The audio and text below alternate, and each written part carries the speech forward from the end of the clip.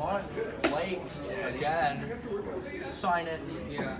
Get to your class. It's my 18th tardy this year. Statistics.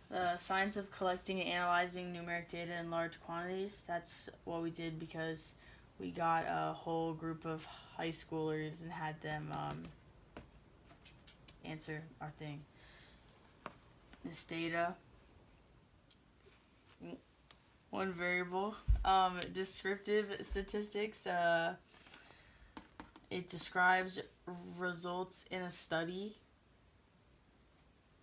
Population was our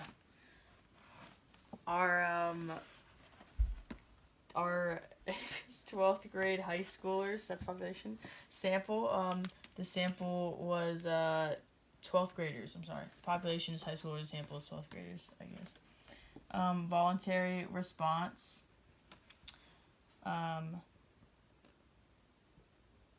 This has to do with it because people chose to answer our question, but they didn't have to, but they chose it, so that's voluntary response.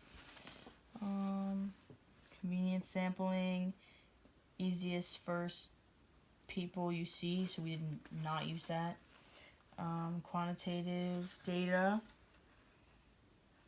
standard deviation, variance.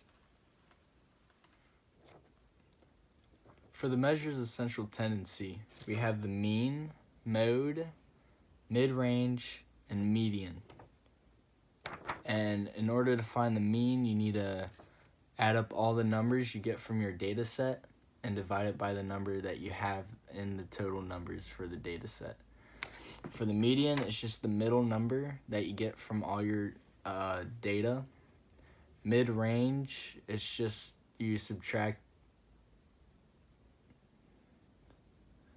You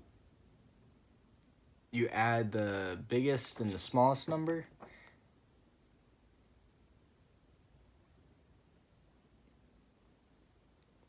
and divide it by 2. And for ours, our highest number was 54 and our lowest number was 0. So our mid-range would be 27.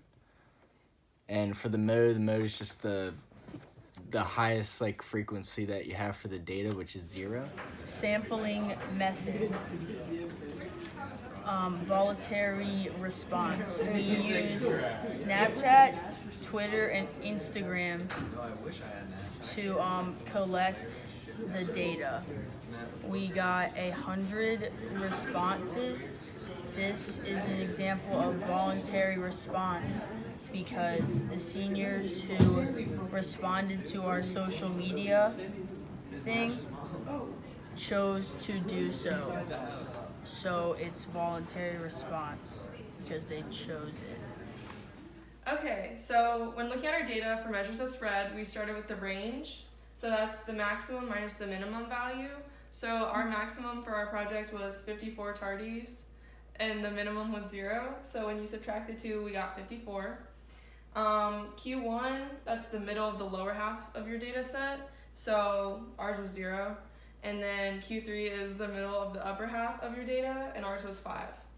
So we then use this to find your IQR, which is your interquartile range.